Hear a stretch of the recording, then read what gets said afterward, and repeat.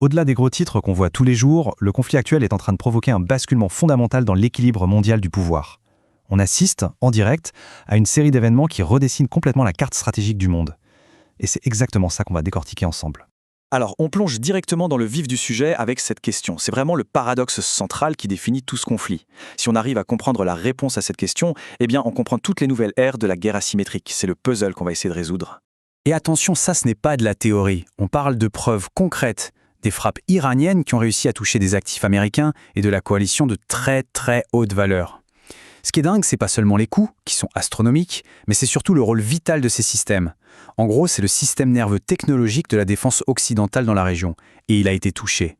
Voilà notre feuille de route. On va commencer par l'analyse purement tactique, ensuite on va élargir aux implications économiques mondiales, puis on se penchera sur la théorie des jeux qui se cache derrière les décisions stratégiques, et enfin, on explorera les futurs possibles qui pourraient bien émerger de tout ce chaos. Première partie donc, la défaite mathématique. Parce que ce conflit, il ne se joue pas seulement sur le terrain de la technologie, mais sur celui d'une nouvelle forme d'arithmétique. Une arithmétique absolument impitoyable. Et c'est là que les chiffres, ils deviennent carrément brutaux.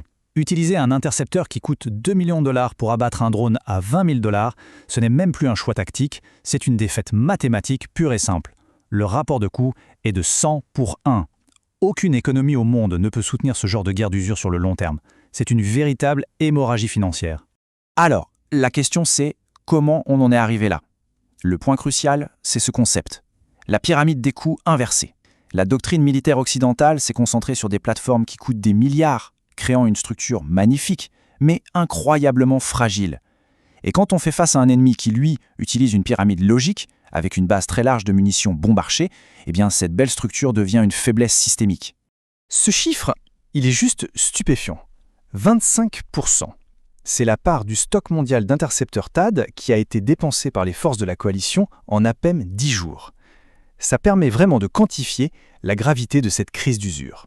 Les stocks fondent à une vitesse qui n'est pas soutenable, ce qui, au passage, crée une aubaine incroyable pour le complexe de défense américain qui doit maintenant réapprovisionner ses alliés en urgence. Allez, on passe à la deuxième partie et on va voir comment tout ça prend de l'ampleur. On quitte un peu le champ de bataille pour s'intéresser à l'économie mondiale. Parce que ce conflit ne menace pas que des bases militaires, il menace les fondations même de notre système financier global. Prenons un cas d'école. Le Japon.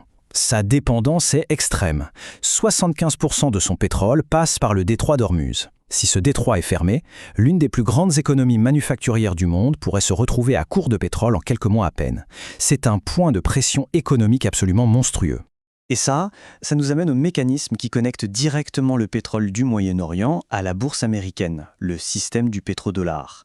En gros, les pétromonarchies vendent leur pétrole en dollars, puis elles réinvestissent ces mêmes dollars dans des actifs américains, notamment dans la bulle de la tech et de l'IA. Si ce cycle de recyclage venait à se briser, les conséquences pourraient être cataclysmiques. Cette matrice, elle détaille vraiment les talons d'Achille des États du Golfe. Leurs économies sont décrites comme des mirages financiers. Leur survie même dépend d'usines de dessalement qui sont des cibles parfaites, faciles à attendre. La destruction de ces systèmes ne provoquerait pas seulement un effondrement régional, mais mettrait fin au recyclage des pétrodollars, ce qui pourrait très bien faire exploser la bulle de l'IA et nous plonger dans une dépression mondiale. On passe maintenant à la prise de décision stratégique. Ici, il n'est plus seulement question d'armes, mais bien de la psychologie et de la théorie des jeux qui dictent les actions et les réactions de chaque camp. C'est un jeu d'échecs. Voici un concept absolument essentiel à comprendre, la différence entre la domination de l'escalade et le contrôle de l'escalade. Les États-Unis ont la domination, c'est-à-dire l'arme la plus puissante, le plus gros marteau. Mais l'Iran a démontré qu'il avait le contrôle, la capacité de calibrer ses actions pour forcer son adversaire à prendre des décisions qui, au final, se retournent contre lui. Ce modèle explique parfaitement la stratégie en cours. Le challenger, l'Iran, mène des actions limitées, très précises. L'hégémon, les États-Unis, pour ne pas perdre la face et maintenir sa crédibilité auprès de ses alliés, est forcé de surréagir. Et chaque surréaction épuise ses ressources, son capital politique, sa volonté de se battre, ce qui le conduit lentement, mais sûrement, vers un épuisement stratégique. Pour bien saisir le dilemme dans lequel se trouvent les États-Unis aujourd'hui, l'histoire nous offre une analogie puissante et franchement assez inquiétante, le désastre athénien en Sicile.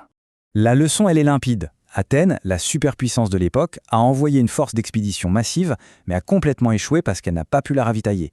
Syracuse, un peu comme l'Iran aujourd'hui, avait les capacités asymétriques pour couper ces lignes de ravitaillement. Une invasion terrestre de l'Iran aujourd'hui se heurterait exactement au même piège logistique potentiellement catastrophique. Et on arrive à la dernière partie. Une fois que la poussière sera retombée, quel nouveau monde va émerger? Deux visions s'affrontent, deux visions concurrentes et totalement incompatibles pour l'avenir du Moyen-Orient.